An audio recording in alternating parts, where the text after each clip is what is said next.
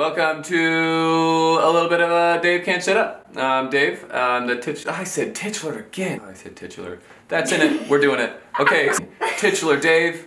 I'm Dave, and I can't shut up about stuff. That's this channel. Thank you for showing up to my channel. You're the best. You're the best people. You're the best type of people, unless you're an internet troll. Then you're not.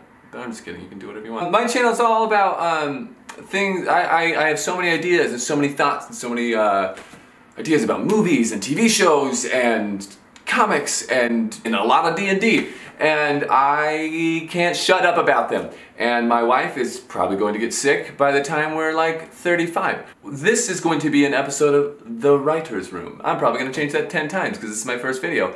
But what I do in this Writer's Room is I take a book or a movie or some type of story and I make little changes and little things that are different so that it lands better with me. These are just my opinion. These aren't facts. These are just what I would do with these stories if they were brought to me before they went to production. So our first episode of this is going to be about Harry Potter 7. And go ahead and start the tape. Roll that tape. Yeah, I don't have a tape. Okay, so, Harry Potter 7. Why am I starting with Harry Potter 7? And for you guys to hate me. That's the goal. My rules for the writer's room is I get to pick 3 changes. 3 things I can change about your book, but I get the whole landslide of what they would do differently. So if I kill someone in chapter 1, they did the whole book and I can make plots around that and do other things, and I will tell you kind of a synopsis of what it looked like. My goal is to change as little as possible to get as satisfied as I can with it. I don't know if I can do it with this one. I'm gonna change a lot.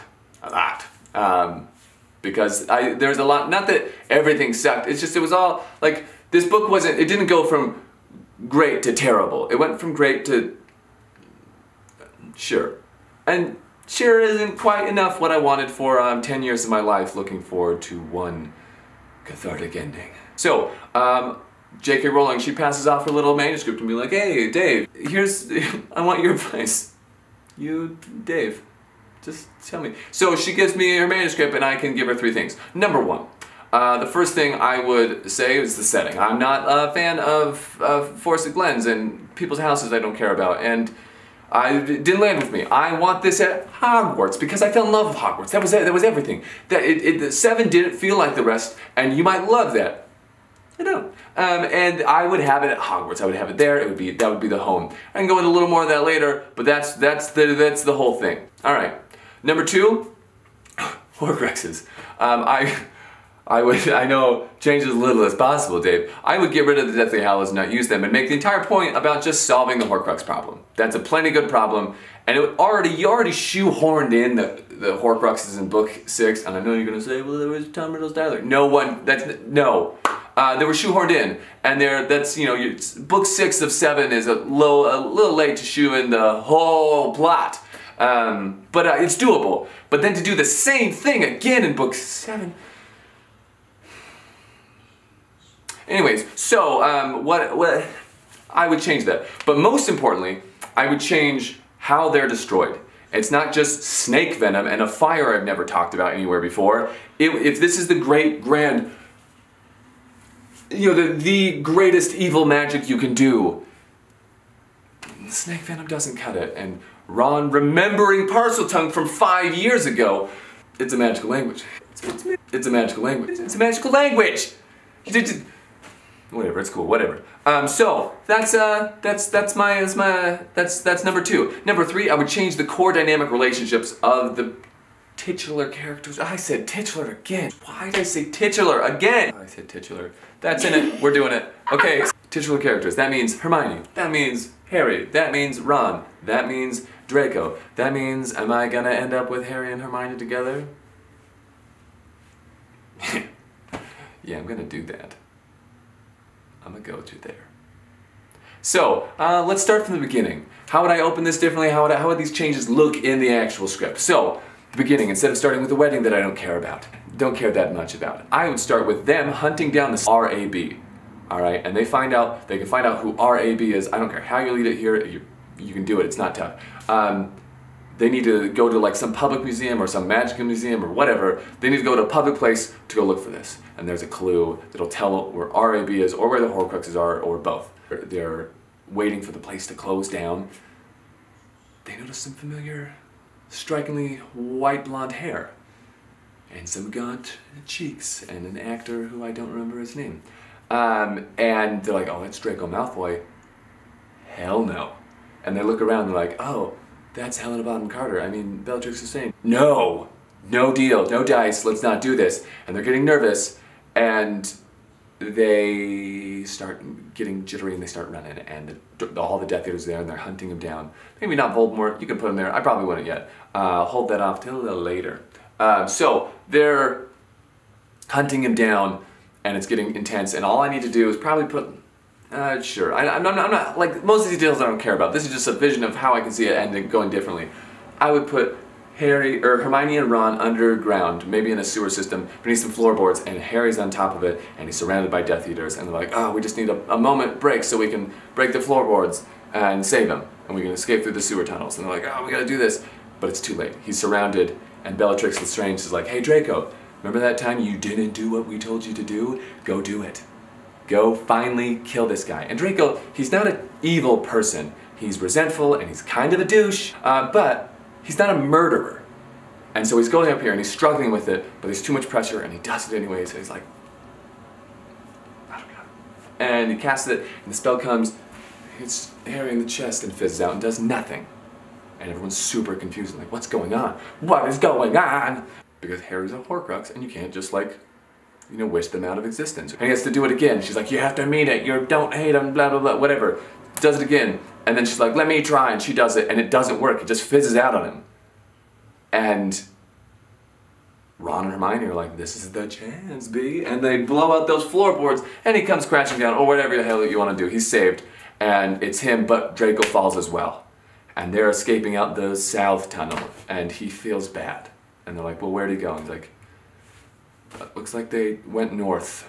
Yeah, I swear my family name on it, because he doesn't like his family name right now. And so they escape. They get back home, they're like, ooh, goodies, goodies, goodies, let's light up some s'mores and find out what this clue was, right? And it can be a book, or it can be anything else. And maybe it's a book written by a very well-practiced Defense Against the Dark Arts guy that might just be the next Defense Against the Dark Arts teacher, RAB, or Raldo Abney, but yeah.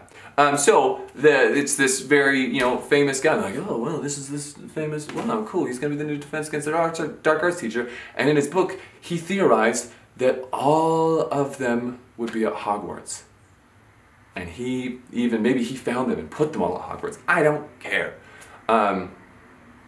But he thought it would be the most protected place, the place where he'd last go. Or, frick, Voldemort put him there because he thought he was most safe. Because he knew that school better than anybody. It was his stomping grounds. Anyways, so they know they have to go back. And you can have them all go back because I want that setting to be at Hogwarts, damn it. Or you can make it a little cleverer. What I'm going to do, maybe a little paprika in there. I don't even know what paprika tastes like. I just put it on meat because I was told to.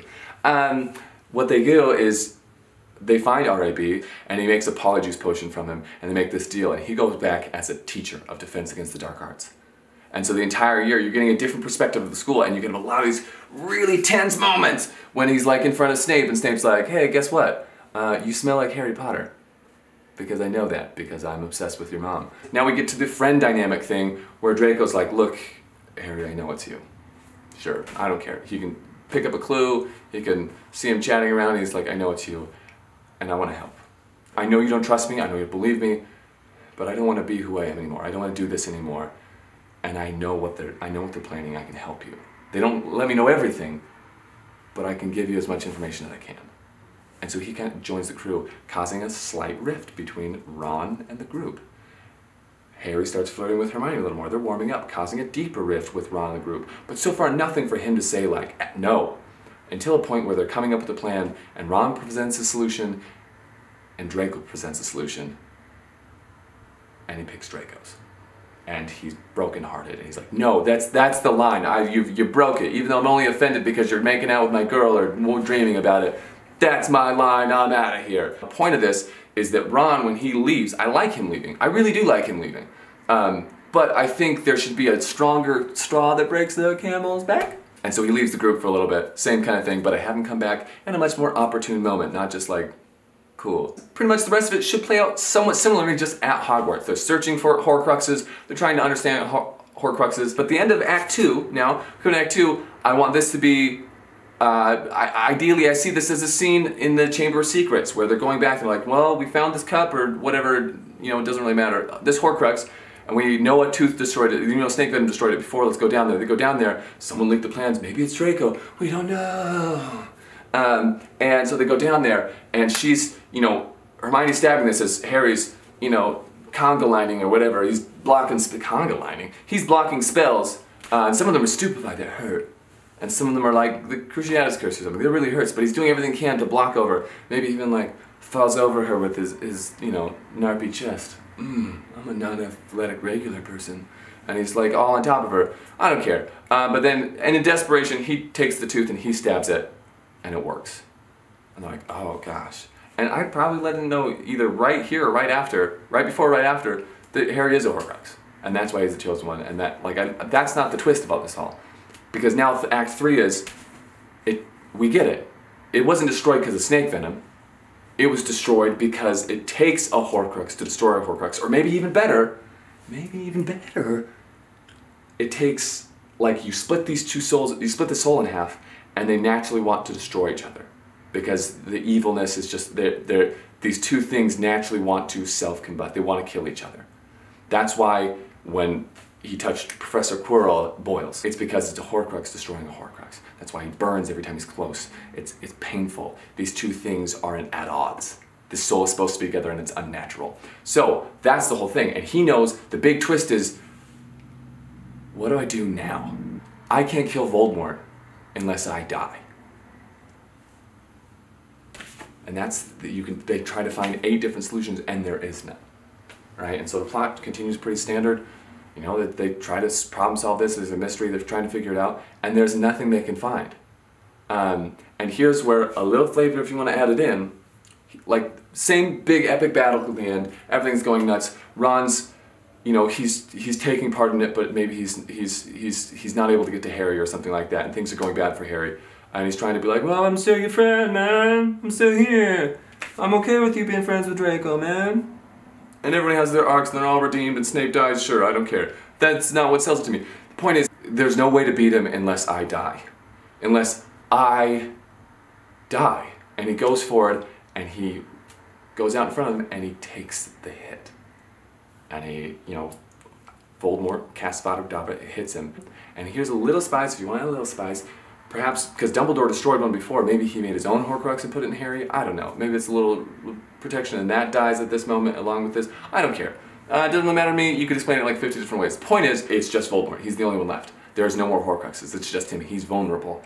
And in this moment, when he thinks his friend is dead, Ron can't hold back anymore. Harry's knocked out and he's like slowly coming to, and he's not back and everyone thinks he's dead. And Ron's furious.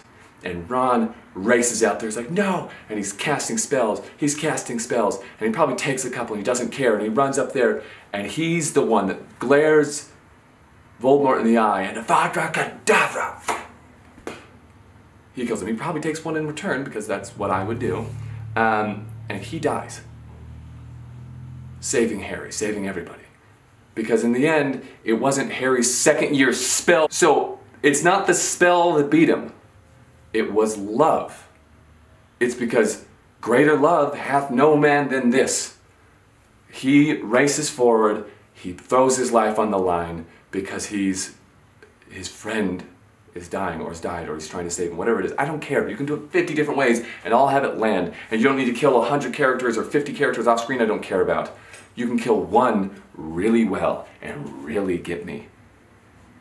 And just drop him and Harry's grieving.